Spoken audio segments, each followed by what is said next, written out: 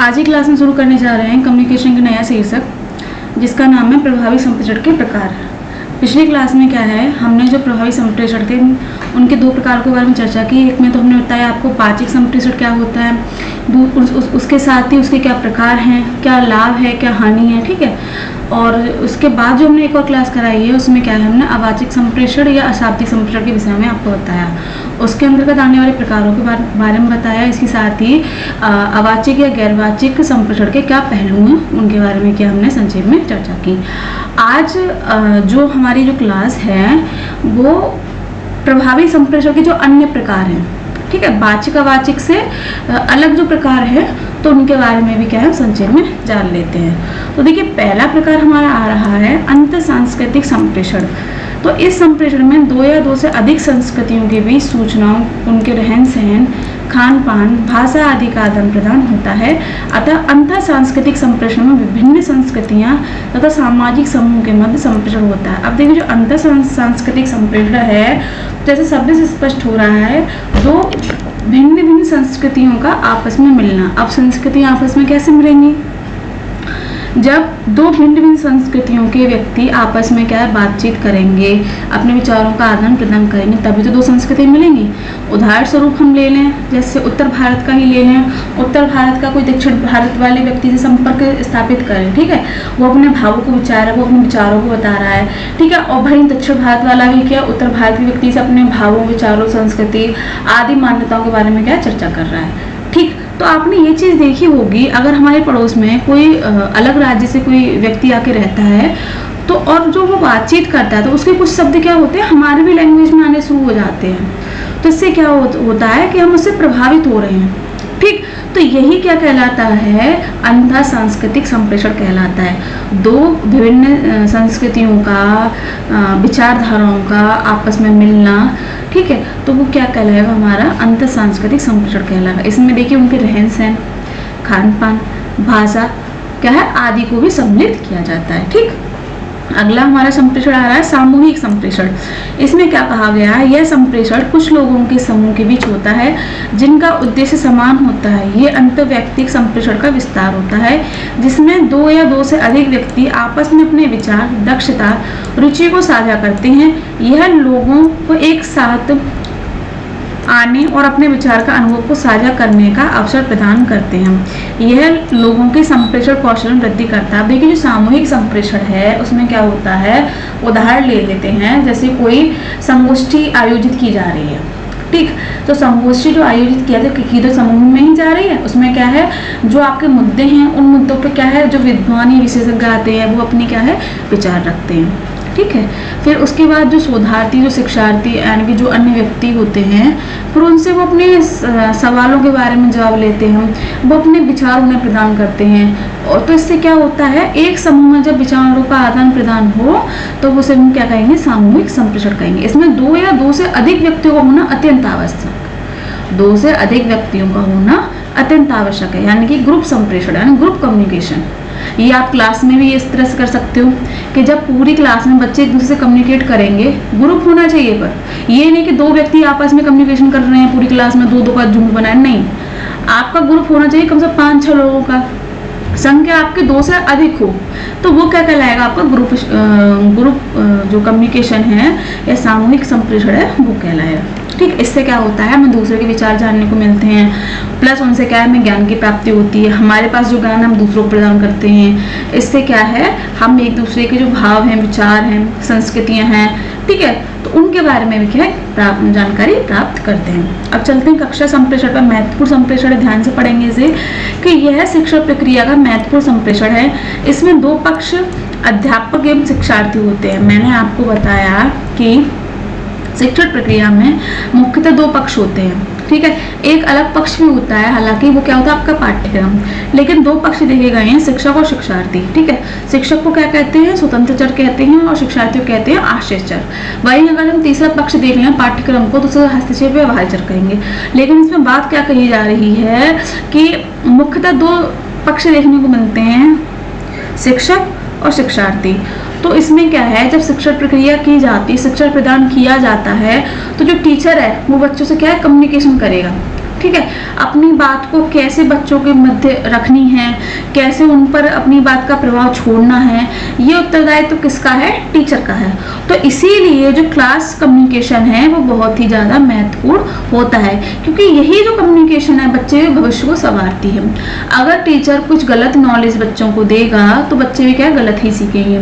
अगर वो व्यवहार में उनके परिवर्तन नहीं ला पा रहा है, जैसे बच्चे कुछ भी उल्टा सीधा बोल रहे हैं, अब वो उसे कुछ कह ही नहीं रहा है, टीचर को उत्तरदायित्व सिर्फ ये नहीं है कि आप उसे किताबी ज्ञान दें, उसके साथ साथ क्या है, उसके व्यवहार को परिवर्तित करना सीखें, है ना। कैसा परिवर्तन हो? सकारात्मक परिवर्तन हो। ठीक है, तो शिक्षण के उद्देश्यों को पूरा करने कक्षा संप्रेषण का मुख्य उद्देश्य होता है। यह संप्रेषण प्रक्रिया शिक्षक शिक्षार्थी संदेश और संप्रेषण मीडिया जैसे कारकों पर निर्भर करती है। यह संप्रेषण ज्ञान, समझ, विश्लेषण, संश्लेषण क्षमता के विकास में सहायक होता है। इसमें संप्रेषण संकेतों पर आधारित होता है। देखिए, मैंने आपको टीचिंग एप्टीट्यूड में ये अच्छे से समझाया है कि टीचर और स्टूडेंट का जो संबंध होता है वो कैसा होता है, औपचारिक संबंध होता है। ठीक है, उसमें क्या होता है, शिक्षक क्या है, बच्चों का सर्वांगीण विकास करने में अपना योगदान देता है। तो देखिए, इसमें जो शिक्षक है उसका भी क्या है, जो उसमें भी वो चीज़ होनी चाहिए ताकि वो बच्चों को पढ़ा ले, यानी कि गुणवत्ता होनी चाहिए। तो एक शिक्षण प्रक्रिया तभी महत्वपूर्ण होगी जब टीचर क्लास में आए और वो अच्छे से जानकारी बच्चों को प्रदान करे, उसकी बातों का इफेक्ट बच्चों पर पड़े और बच्चे क्या हैं, पढ़ने के लिए तत्पर हों। आपने देखा होगा कि कुछ टीचर्स ऐसे होते हैं, वो जैसे ही क्लास में आते हैं, जो बच्चे होते हैं एकदम स्ट्रेट हो जाते हैं, बिल्कुल शांत, और तुरंत किताबें निकाल लेते हैं, है ना। तो ऐसी पर्सनैलिटी टीचर को बनानी है कि जैसे ही वो क्लास में जाए तो बच्चे का डिसिप्लिन में आ जाए। ठीक है, तो और जो वो पढ़ा है तो बच्चों के दिमाग में आए, है ना। तो ये जो वो संप्रेषण करे, जब कम्युनिकेट करे बच्चों से, जब वो पढ़ाए तो बच्चों को क्या समझ में अच्छे से आए। तो टीचर का यहाँ पर जो उत्तरदायित्व है, किताबी ज्ञान के साथ साथ क्या है, व्यवहारिक ज्ञान देना, उसकी मानसिक क्षमता को, तर्क शक्ति को, चिंतन शक्ति को क्या है, विकसित करना है। अब देखिए, जो कक्षा संप्रेषण है, जो कुछ सोपान है, तो उनके बारे में चर्चा कर लेते हैं। महत्वपूर्ण है तो संक्षेप में जाने से कि शिक्षार्थी में रुचि उत्पन्न करना। पहला जो सोपान है, चरण है कि अच्छे व प्रभावशाली कक्षा संप्रेषण के लिए शिक्षार्थी में रुचि उत्पन्न करना अत्यंत आवश्यक है। कक्षा जब आरंभ हो तो छात्रों को विषय वस्तु के बारे में यह बताना जरूरी होता है कि यह विषय वस्तु उनके लिए कैसे महत्वपूर्ण है। ठीक है, छात्रों में जिज्ञासा उत्पन्न करने के लिए विषय की कहानी की तरह शुरू करना चाहिए, क्योंकि भावनात्मक संप्रेषण तथ्यों से ज़्यादा आवश्यक है। क्या बात कही गई है। जब टीचर अगर क्लास में आ रहा है तो उसका उत्तरदायित्व ये है, पहले तो बात तो ये उसे ज्ञान देना है, दूसरा ये किस प्रकार देना है। ठीक है, अगर वो किताबी ज्ञान बिल्कुल पढ़ता ही जा रहा है तो क्या बच्चों को समझ में आएगी, बच्चों में रुचि जागेगी? नहीं जागेगी। वहीं अगर जो टीचर क्या है, जो थ्योरी दी हुई है उसे कहानी के माध्यम से समरी के रूप में उन्हें बताएं तो बच्चा क्या है, ध्यान से सुनेगा। ठीक है, अब फिर उसका विस्तार करें, इससे क्या है, बच्चे के अंदर रुचि जागृत हो जाती है। ठीक, तो पहला चरण तो हमारा ये हो गया। दूसरा चरण क्या है, विषय वस्तु को संगठित करना। इसमें क्या कहा गया है कि कक्षा संप्रेषण के अंतर्गत विषय वस्तु को संगठित करना एक महत्वपूर्ण सोपान है। विषय वस्तु को संगठित तरीके से यदि पढ़ाया जाए तो छात्रों को उस विषय वस्तु को आत्मसात करने में सहायता मिलती है। अब देखिए, इसमें क्या कहा गया है, विषय वस्तु को संगठित करना यानी कि पाठ्यक्रम को व्यवस्थित रूप से पढ़ाना। ऐसा आपको पता है कि जो शिक्षण प्रक्रिया है, कला विज्ञान दोनों है, तो जो शिक्षक है कैसे पाठ्यक्रम को किन विधियों के माध्यम से पढ़ाता है, किस क्रमबद्धता से वो पढ़ाता है। जब कोई कार्य क्रमबद्ध तरीके से किया जाएगा, अच्छी मेथोडोलॉजी के द्वारा किया जाएगा तो विज्ञानी तो कहलाएगा। तो वही बात की गई है कि पाठ्यक्रम को पढ़ाने का तरीका, ठीक है, और उसे कैसे उसे संजोया जाए ताकि बच्चे में क्या निरंतरता बनी रहे, वो बोर ना उस चीज से, है ना। तो क्रमबद्ध तरीके से पढ़ाना पाठ्यक्रम को, जिससे उसमें क्या है, बच्चे में अंत तक क्या निरंतरता बनी रहे। तो वो बात इसमें कही है, विषय वस्तु को संगठित करना। किसका कर्तव्य है ये, शिक्षक का। उद्देश्यों के अनुरूप पुनरावलोकन करना। इसमें क्या कहा गया है कि कक्षा संप्रेषण के दौरान एक बार पढ़ाने के बाद विषय वस्तु से संबंधित प्रमुख विचारों और अवधारणाओं को दोहराना, छात्रों को उनके महत्व पर बल देना, मुख्य बिंदुओं और विपरीत विचारों की संक्षेप में तुलना करना आदि शिक्षण प्रक्रिया को सफल बनाने में सहायता करते हैं। अब देखिए इसमें क्या कहा गया है, जैसे शिक्षक क्लास में गया, उसने चैप्टर आपको पूरा पढ़ा दिया है, अच्छे से पढ़ाया है, तो शिक्षक का उत्तरदायित्व ये बनता है जो उसने पढ़ाया है उस पर क्या है वो प्रश्न उत्तर करे। किससे करे? बच्चों से। तो जैसे ही वो जैसे जैसे प्रश्न करता जाएगा तो बच्चों का जो दिमाग है ना वो एक्टिव होता जाएगा कि अगला प्रश्न क्या आने वाला है, क्या बताया सर ने, तो जल्दी जल्दी जल्दी जल्दी क्या रिमाइंड करेगा चीजों को। अच्छा ये बताया था, ये बताया था। तो जैसे जैसे क्वेश्चन पूछे जाएंगे वैसे वैसे क्या है वो चीजें दोबारा दोहराएगा। फिर जब दोबारा दोहराई जाएंगी तो वो अच्छे से कंठस्थ हो जाती हैं। इसीलिए देखिए जब एग्जाम होते हैं तो हम एक किताब को देखिए कई बार पढ़ते हैं, ठीक, लेकिन अंत में जाकर हमें रिवीजन की आवश्यकता क्यों पड़ती है? पढ़ी तो हमने किताब 5-6 बार है ही ना, पर अंत में जाकर रिवीजन क्यों करते हैं? ताकि जो हमने पढ़ा उसे हम पक्का कर सकें। पक्का इन द सेंस कि उसमें जो वस्तुनिष्ठता है वो बनी रहे, आप कहीं पर अटके नहीं। तो वो बात यहाँ पर कही गई है कि जो शिक्षक है वो शिक्षार्थियों को जो पढ़ा रहा है तो उनका पुनरावलोकन अवश्य कराए, उन्हें फिर से रिवीजन कराए और फिर उससे क्वेश्चन आंसर पूछे। अगर आप रिवीजन के लिए यूं ही कह दोगे रिवीजन कर लेना बच्चों, जैसा कि हम सभी को पता है कहने से कुछ नहीं होता है, आप क्वेश्चन आंसर कीजिए, बच्चे जबरदस्ती करेंगे।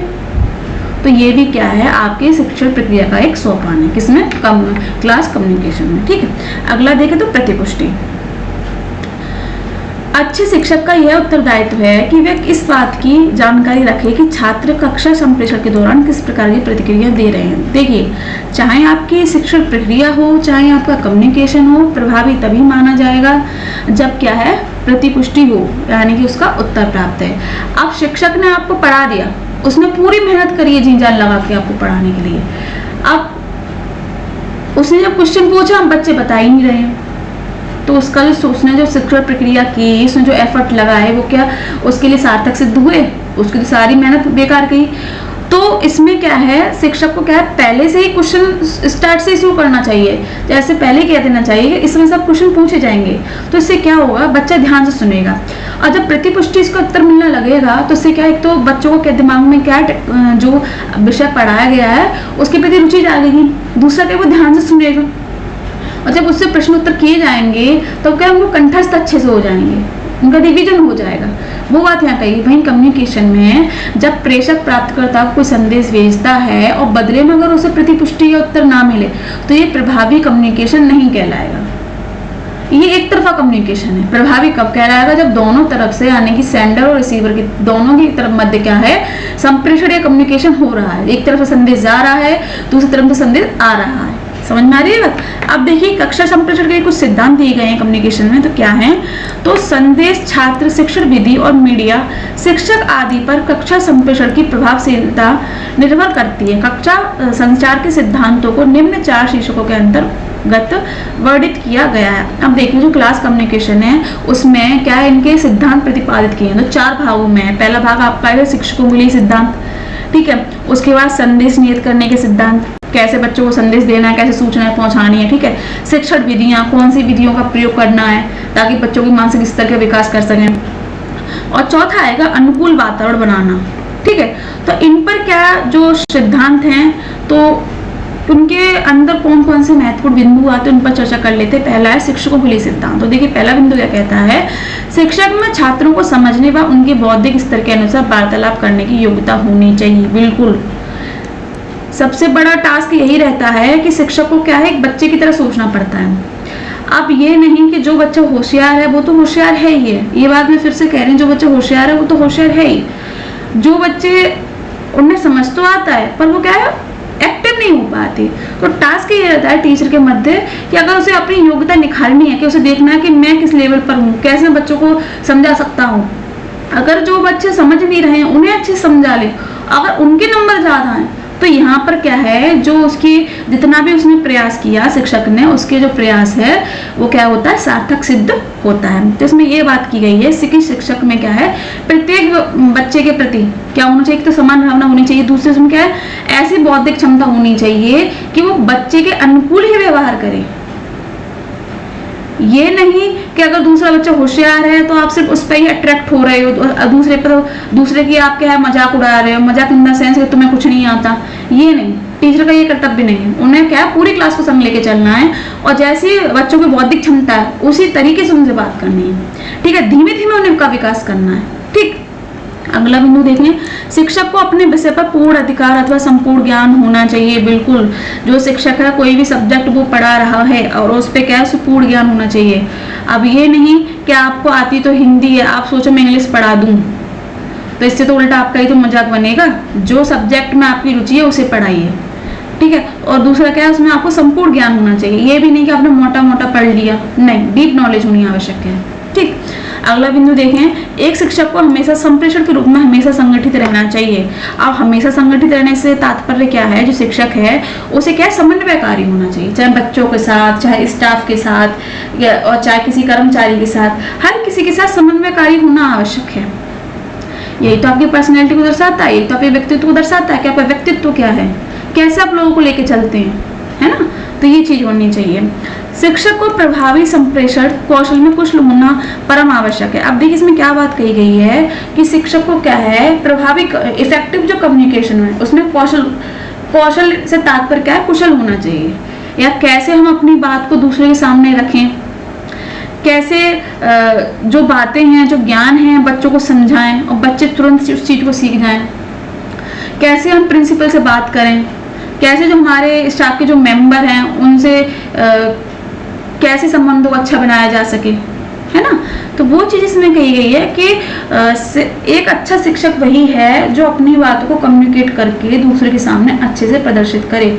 और देखिए, जो शिक्षक अच्छे से अपनी बात को दूसरे के समक्ष रख लेगा उसका प्रभाव भी बहुत अच्छा पड़ता है।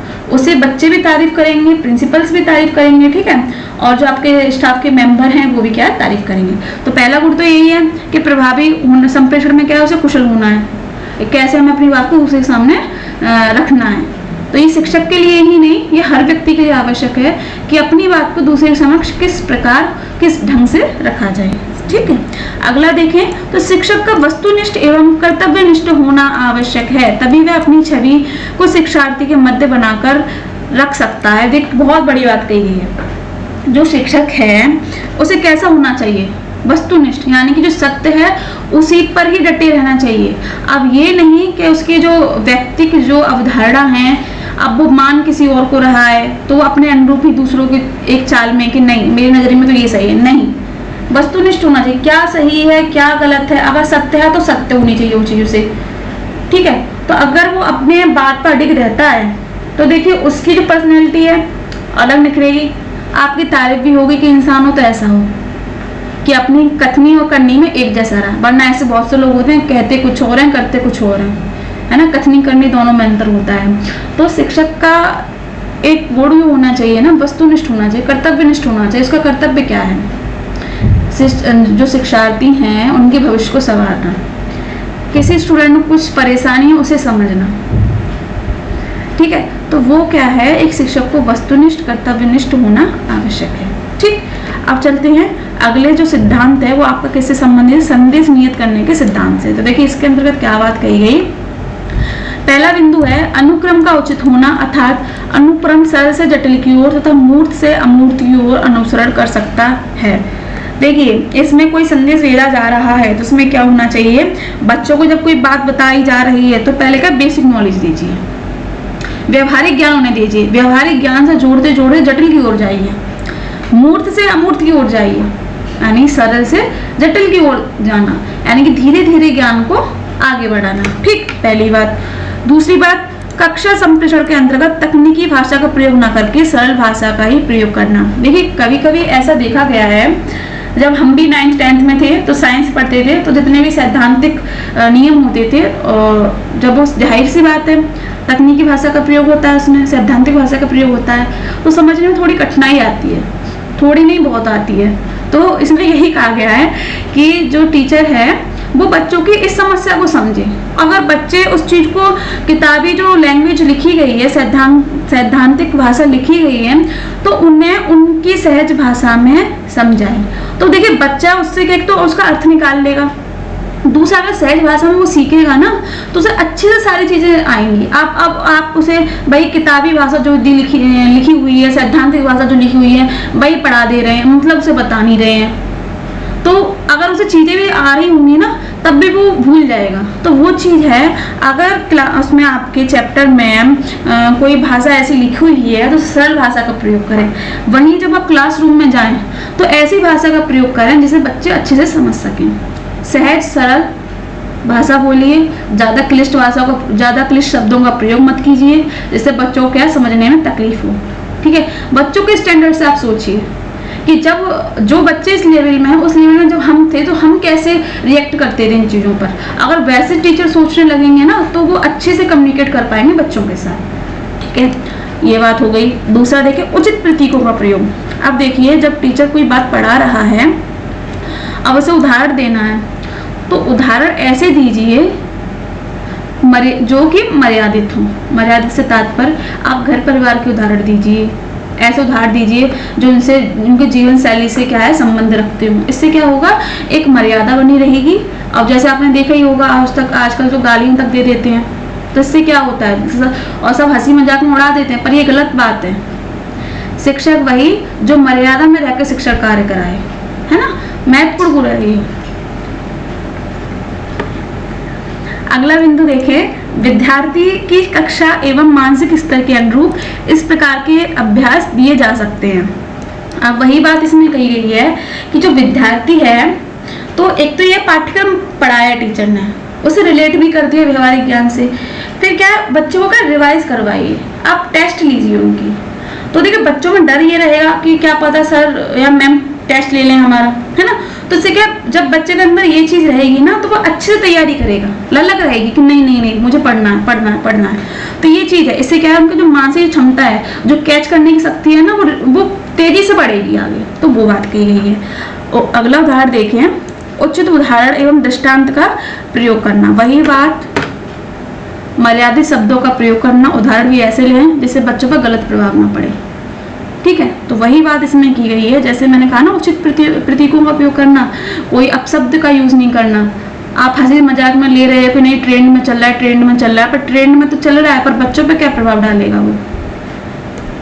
माना वो आपके परिवार के बच्चे नहीं है, अगर आपके परिवार के बच्चे होते तो आप यही सिखाओगे कि गाली गलौज नहीं।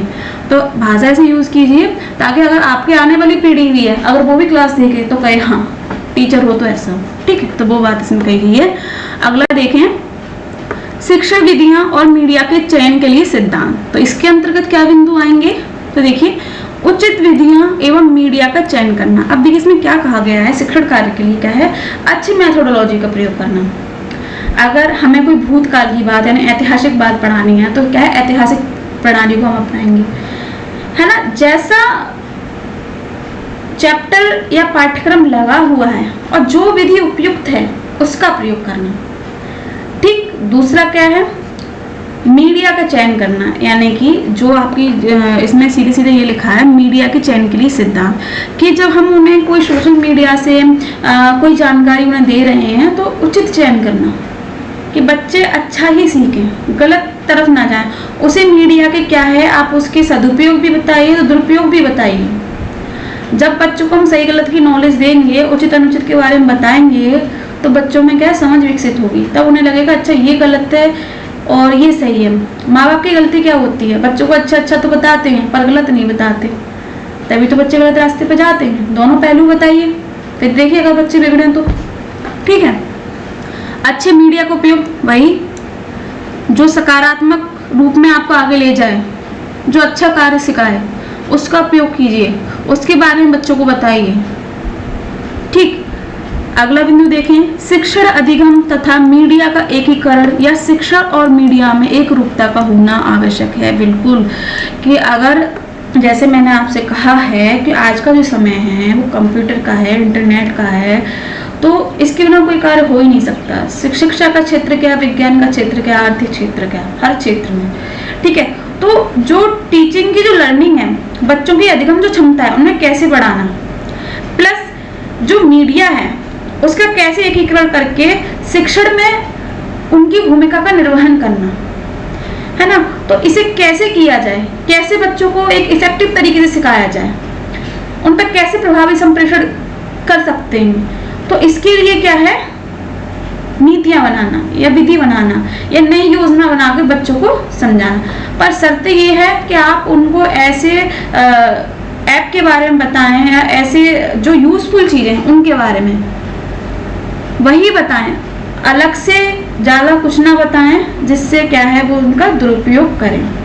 मैं आपसे फिर से कह रही हूँ कि इसमें वो चीजें आपको सदुपयोग और दुरुपयोग दोनों बच्चों को बताना है, ठीक। तो वो बात इसमें कही गई है। अब देखिए अगला सिद्धांत क्या कहलाता है, अनुकूल वातावरण बनाने के लिए सिद्धांत। अब देखिए क्लास में अनुकूल वातावरण बनाने के लिए क्या सिद्धांत होने चाहिए, ठीक। पहला है छात्रों को बैठने के लिए उचित व्यवस्था, बिल्कुल छात्रों की पहले जो आपकी कक्षा है उसमें बैठने के लिए उचित व्यवस्था होनी चाहिए। कक्षा का अनुकूल वातावरण से तात्पर्य क्या है कि विद्यालय ऐसी जगह होनी चाहिए जहाँ शोरगुल ना हो। ऐसे कई विद्यालय हैं कि पास में बस स्टैंड है, वहां से बसें आवाज कर रही हैं, तो इससे क्या होती है, जो टीचर जब पढ़ाता है तो क्या है बच्चे परेशान हो जाते हैं, क्योंकि इधर से वैसे ही शोर होता है, फिर और उधर से बस की हॉर्न का शोर। तो इससे क्या होता है, जो शिक्षक भी कहीं ना कहीं एकदम से परेशान हो जाता है कि हम पढ़ा रहे हैं, अच्छा पढ़ा रहे हैं, बच्चे भी सुन रहे हैं, पर कहीं ना कहीं से ये अवरोध आ ही जा रहा है, तो वो नहीं होना चाहिए।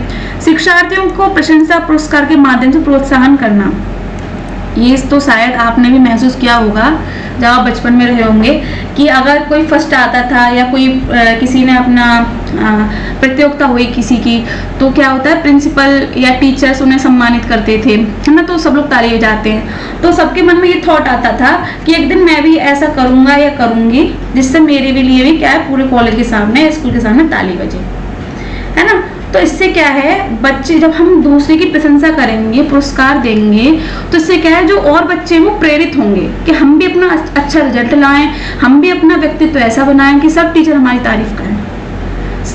हर किसी का ख्वाब होता है कि सबके अच्छे बन के रहें, स्पेशली टीचर्स के। ये तो हर स्टूडेंट का ही सपना रहता है, मेरा क्या आपका क्या, ठीक है, वो वाली बात है यहाँ पर। तो प्रोत्साहन करने से भी क्या है, संप्रेषण अच्छे से पढ़ता है बच्चा। क्या अच्छे से जब पढ़ेगा, टीचर जब कम्युनिकेट उनसे कर रहा है तो वो ध्यान से सुनेगा, ठीक।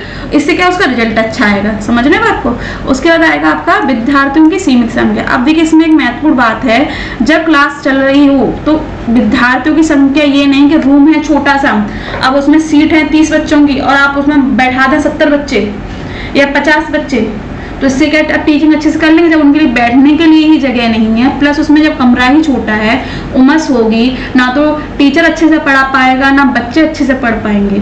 तो बैठने की क्या उचित व्यवस्था तभी होगी, किसके आधार पर होनी चाहिए व्यवस्था, कि कितनी विद्यार्थियों की संख्या है। अगर विद्यार्थी ज्यादा है तो क्लास को दो क्लास में डिवाइड कर दीजिए, तो वो बात की है। इससे क्या कम्युनिकेशन अच्छे से होगा। ज्यादा भीड़ में कम्युनिकेशन हो ही नहीं पाता। जैसे अगर अभी कोई मैम या टीचर आपको कुछ बता रही हैं तो एक ने सवाल किया, तो इसमें क्या है कभी कभी क्या होता है कुछ बच्चे पिछड़ जाते हैं या तो घंटा लग जाता है ना, तो उनमें क्वेश्चन वहीं पर रह जाते हैं। तो ये चीज ऐसा कि विद्यार्थियों की सीमित संख्या हो, जिससे क्या है कम्युनिकेशन अच्छी तरह से हो। छात्रों के साथ सामंजस्य, बिल्कुल एक टीचर का उत्तरदायित्व ये है कि वो प्रत्येक छात्र के साथ समान व्यवहार करे, ठीक है, सामंजस्य बना के रखे, उसमें इतना विश्वास जगाइए कि अगर उसे कोई परेशानी है तो वो आपसे आके कहे, अच्छी दिशा दिखाइए।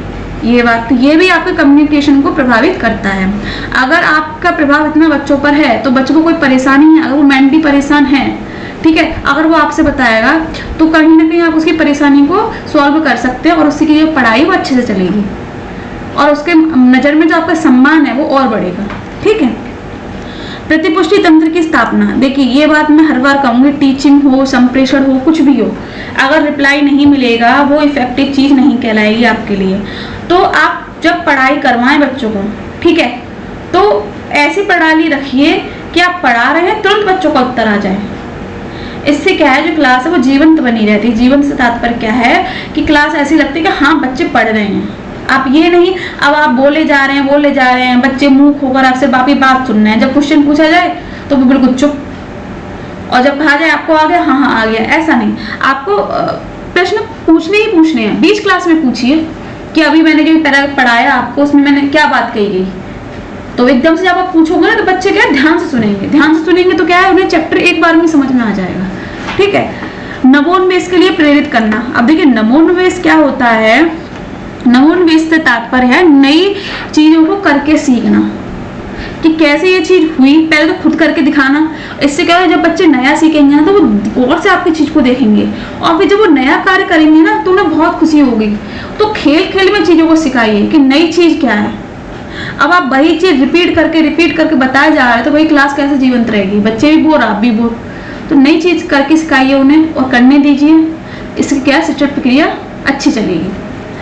अब जो आपका कक्षा संप्रेषण है उसमें एक आपको सिद्धांत, एक विद्वान हुए, उनका क्या नाम है, पॉल एवं चंग, इन्होंने क्या कक्षा संप्रेषण के लिए एक मॉडल प्रस्तावित किया।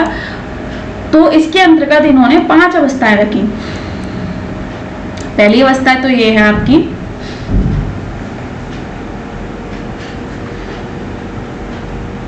संदेश का निरूपण, संदेश का कूटलेखन, संदेश संचरण, कूटवाचन एवं व्याख्या, प्रतिपुष्टि एवं मूल्यांकन। यानी कि प्रेषक और प्राप्तकर्ता तो रहते ही रहता है, ये हो गया हमारा प्रेषक यानी संदेश को भेजने वाला, ठीक है, और ये क्या हो गया हमारा प्राप्तकर्ता, ये तो रहते ही रहता है, इन्होंने ये मान के चला है।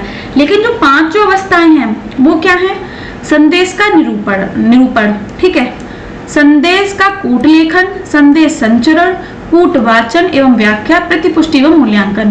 तो देखिए प्रेषक का जो आपका प्रेषक है वो रहता है, प्लस संदेश रहता है, और क्या प्राप्त करता रहता है, इसके साथ साथ देखिए शोर भी रहता है, ये ध्यान रखेंगे इस बात को, ठीक।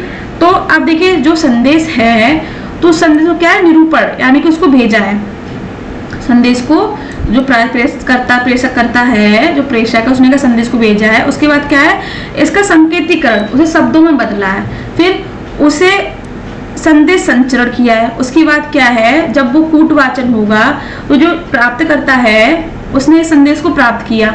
संचरण माने जाना या भेजना ही तो होता है, संचरण कर रहा है यहाँ पे, चलन यानी कि ठीक है चलना, तो इसने संदेश को भेजा, ठीक। अब कूटवाचन, अब इसने जो संदेश को भेजा है तो इसने इसकी क्या व्याख्या निकाली, ये उस संबंध में कहा गया है।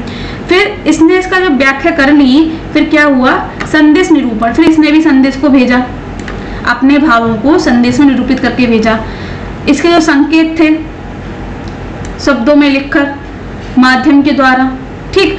अब क्या हुआ, इसने भी क्या है, जब माध्यम संचर से तात्पर्य माध्यम या भेजना, समझ रहे हैं, ठीक। अब जो प्रेषक करता है उसने यहाँ से जो रिप्लाई गया, जो फीडबैक गया, जो प्रतिपुष्टि गई, तो उसने उस अर्थ को समझा, ठीक है। तो ये जो प्रक्रिया है वो चलती रहती है। मैंने आपसे कहा था ना कि ये आपका क्या कहते हैं, प्रेषक है, सेंडर है, ये आपका संदेश है, और जो जिस माध्यम से जा रहा है मीडियम है, और ये क्या है आपका प्राप्तकर्ता। तो इसने क्या है, संदेश भेजा किसके माध्यम के द्वारा, ठीक। अब फिर ये रिप्लाई देगा इसका, अब इसने भी संदेश बनाया, फिर इसका भी ये माध्यम रहा, ठीक, किसके पास गया, इसके पास गया। तो ये जो प्रक्रिया है, चक्रीय है, वो चलती रहती है, ठीक, याद रखेंगे। तो जो आपके कॉल और चन है, इन्होंने संप्रेषण के लिए 5 अवस्थाएं मानी। तो इसमें देखिए आपका पहला आएगा संदेश निरूपण, यानी कि भावों को संदेश में निरूपित करना, फिर संदेश का कूटलेखन यानी कि संदेश को लिखना, फिर आपका आएगा संदेश संचरण यानी संदेश को भेजना, फिर आपका कूटवाचन एवं व्याख्या यानी कि जो प्राप्तकर्ता द्वारा उसका क्या अर्थ निकाला गया उसके बारे में जानकारी देना, मतलब जो व्याख्या उसने निकाली, किसने, प्राप्तकर्ता ने, वो। उसके बाद प्रतिपुष्टि एवं मूल्यांकन, फिर जो उसकी क्या प्रतिपुष्टि, उसने उसका क्या अर्थ निकाला और उसने उसे क्या समझा और उसके बदले में उसने क्या उत्तर दिया, ये हमारा कहलाएगा प्रतिपुष्टि एवं मूल्यांकन। याद रखेंगे 5 अवस्थाएं। इसने देखो प्रेषक और प्राप्तकर्ता शोर संदेश को तो माना, पर अलग से अवस्था क्या बनाई है, संदेश निरूपण, भावों को संदेश में निरूपित करना, संदेश को लिखना, संदेश संचरण, संदेश को भेजना, कूटवाचन, प्राप्तकर्ता की ओर से क्या है उसका क्या अर्थ लेना यानी कि डिकोडिंग करना, जैसे मैंने आपको प्रक्रिया में बताया था कम्युनिकेशन प्रोसेस में, तो वो चीज। उसके बाद क्या प्रतिपुष्टि दी उसने, क्या उसका उत्तर लिखा, फिर उसका मूल्यांकन करना। तो ये 5 अवस्थाएं बताई हैं, ठीक है। तो यहाँ पर क्या है, हमने इस क्लास में आपको क्या क्या बताया, जो प्रभावी जो संप्रेषण है उसके अंतर्गत कुछ जो प्रकार रह गए थे उसके बारे में चर्चा की। इसके अंतर्गत हमने किस किस के बारे में चर्चा करी, तो आपके अंतर सांस्कृतिक संप्रेषण के बारे में जाना, सामूहिक संप्रेषण के बारे में जाना और कक्षा संप्रेषण के बारे में जाना। इसके साथ साथ कक्षा संप्रेषण के बारे में क्या है, हमने इनके जो सोपान होते हैं इनके बारे में संक्षेप में चर्चा की। इसके साथ क्या है, कक्षा संप्रेषण के सिद्धांत कौन से होते हैं उनके बारे में चर्चा की। इसके साथ ही जो आपके विद्वान हैं पॉल और चन, इन्होंने क्या इफेक्टिव कम्युनिकेशन को लेकर क्लास कम्युनिकेशन में क्या मॉडल दिया, क्या अपने मत को रखा, उसके बारे में संक्षेप में जाना। तो आज की क्लास में इतना ही, मिलते हैं आपको अगली क्लास में कम्युनिकेशन के एक नए शीर्षक के साथ। तब तक के लिए धन्यवाद।